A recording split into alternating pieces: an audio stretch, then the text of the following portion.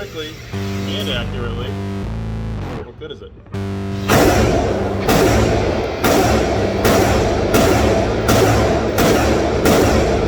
Alright, so it looks like most of them hit right in the center here. Looks like I have one over here on the left, kind of a flyer. But out of those 8, they all hit right here. Alright, so today we're going to talk about one of my favorite guns I have ever purchased, and that is the Desert Eagle L5 in 50 Action Express. This gun is so iconic and amazing. The Desert Eagle is just everywhere. Everyone recognizes it.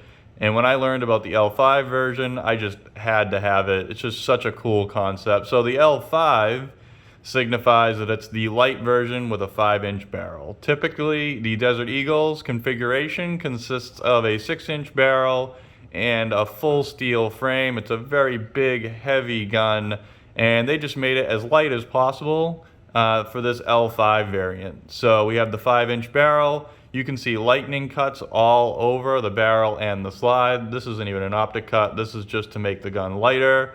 Then over here we have a rib down the barrel, try to make some weight savings, and on the end, those are all lightning cuts here as well. Those are ports, but these are not. These are just pure for making the gun a little bit lighter. So if you were to ever think about carrying a gun like this, whether you were in the wilderness or just want a little bit of more oomph in your everyday carry, this is the version that you would want to do so with. It is significantly lighter than the standard Desert Eagle. However, that's what I want to talk about, because we all know how cool the Desert Eagle is. We know how amazing it is. We've seen tons of videos on it, but not many people talk about the practicality of actually carrying this gun, or the L5 variant specifically, because this was basically meant to be a more carryable version of the Desert Eagle. So how carryable is it? I've actually carried this gun quite a bit. I have a pocket carry method that I use with custom made pants, and then I also had to make my own holster. So one problem with the L5 is that the trigger guard is actually smaller. So we reduced the weight of the frame with aluminum, and then they also took weight everywhere they could, so the trigger guard is actually smaller on the L5, so I had to make my own holster. It's not the prettiest job ever, but it works very well. And I put a QLS system in here, so I can actually do a cross the chest carry with this gun, with this QLS system, or like a drop leg if I wanted. But it snaps in pretty well, and it is a good holster functioning wise. But that's a downside if you don't know how to make a holster and stuff like that, and you don't know how they should function and stuff, then probably not going to work great for you. But there are other methods to carrying this. Like I said, I have a custom pant option, and they also make universal holsters that can kind of fit these things in there as well, that are leather and such. But what are the quirks of the Desert Eagle? And that's what we really want to talk about, is when you really want to shoot this gun, when you really want to carry it. I've heard a lot of people talk about the reliability of Desert Eagles.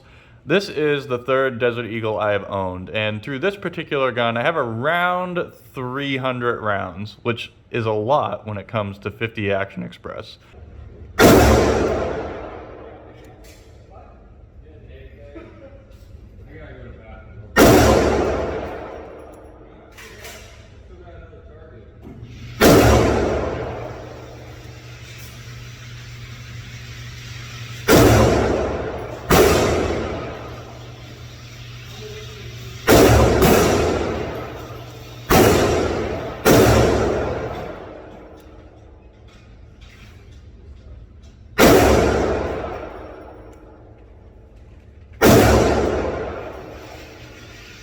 Let's see how we did.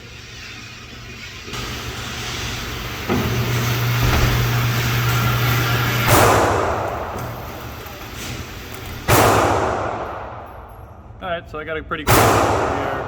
Desert Eagle, 8 yards away. One flyer at over $1 a round, sometimes approaching $2 a round. I've shot a lot of Underwood, which is around $2 a round. This is what I've shot probably most out of this gun, is Underwood. crazy powerful ammo, but yeah, everything in 50 Action Express is so expensive. Sometimes you only can get the good stuff anyway. That being said, 300 rounds isn't a ton. It is a lot for 50 Action Express, and I've never had a malfunction with this gun. In fact, out of all 3 of my Desert Eagles, I have never had an actual malfunction in one of them. So I don't know if people are holding them wrong or if I'm just lucky when it comes to this particular gun, but I've only had a failure to lock back, and that was the magazine's fault and not the gun's fault at all. And it didn't cause a malfunction. I just didn't get locked back at the last round. So I've had great reliability when it comes to the Desert Eagle. So that out of the way, right there. The problem that I have with carrying this gun is that this safety, I don't think, was designed by an actual person that uses guns, because it doesn't make sense at all. It has this like Beretta style safety on the top here that's ambidextrous. The problem is that it's extremely difficult to reach with your thumb. And when you go to draw this gun, you actually have to change your manual of arms, because it's very difficult to push this up. With a firing grip, like there is no way you can push this up. It's extremely strong in the detent right here. So you can hear the authority that this detent consists of and the tension behind it. So with a firing grip, you just cannot push this up enough, especially reliably, to get it to actually go off safe. So when you do draw this gun, you actually have to swipe the safety up with your offhand and then get a grip. And now you'll see my other gripe with this gun when it comes to shooting it. So I'm going to roll in shooting footage and how well I can shoot this thing. And I can actually shoot this gun very well. Plenty good enough for self-defense. Plenty good enough for practicality reasons. Problem is this. So when you get a full grip on this gun, the slide will ride on the top of your thumb. The other problem is, so the slide on your thumb. The thing is it slaps your finger usually because of the recoil.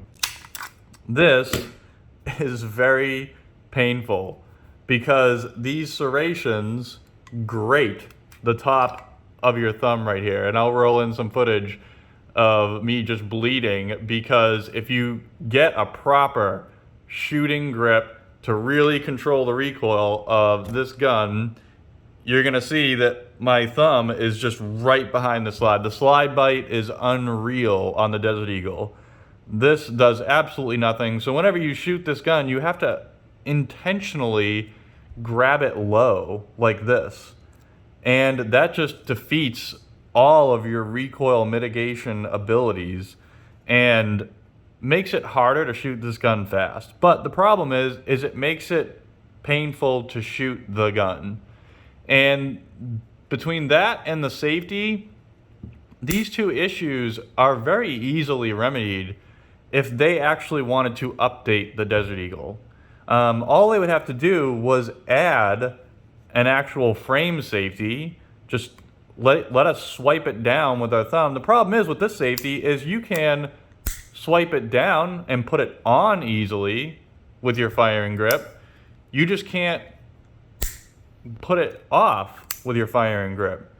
So if anything, make the safe up, and swiping it down, that would immediately fix the problem with the safety. It still wouldn't be a great safety, but it would be a usable safety, and that's a huge improvement through it not being usable, because now you need to come in, swipe up, and then try to shoot. So frame mounted would be preferable, similar to like a 1911 or something like that, and then just give us a beaver tail that protects us from this slide. If they did that, this gun would actually be a carryable gun. You could actually carry giant finger-sized 50 caliber slugs on your side. I absolutely would carry this gun much more regularly if I didn't have those little quirks. And I would shoot it much more regularly if it didn't have, this is the most impeding quirk for this gun, because to train with this gun, whenever a gun hurts, you're not going to shoot it. This goes with little tiny guns that snap a lot, and then this goes with big guns with tons of recoil. It's fine if a gun is big and has tons of recoil, as long as it doesn't hurt when you shoot it. That's the actual issue with the Desert Eagle. It's not the reliability, it's not the size, it's not the caliber, it's not the recoil, it's none of that. It's actually just simple design cues that they could actually change, update it slightly, and you could have a really fun outdoors, like, grizzly bear ready, polar bear ready defense weapon. Or if you just really want to tell a bad guy you don't like his actions very much, this would be amazing. Give me a safety that I can actually swipe off with my firing grip, and then just make it so the slide isn't going to bite the hell out of me and slice a line right across the top of my thumb. That would be my wish list. Other than that, I absolutely love this gun. I love the caliber. I love the look. I honestly like carrying this gun. It's just fun. When you show it to people, they immediately smile. This is a smile machine. That is the coolest thing about a Desert Eagle.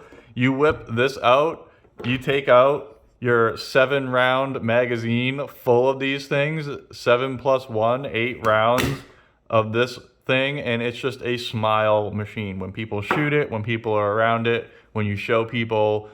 Other than that, like I said, this is just the coolest gun. I love it. It's one of my favorite in my collection. Hope you guys enjoyed the video. If you guys are interested in the L5, I highly, highly recommend it. This is like the most fun you're gonna have at the range is with this thing. And if you carry it, throw it in your bag, throw it in your pocket, make a holster for it.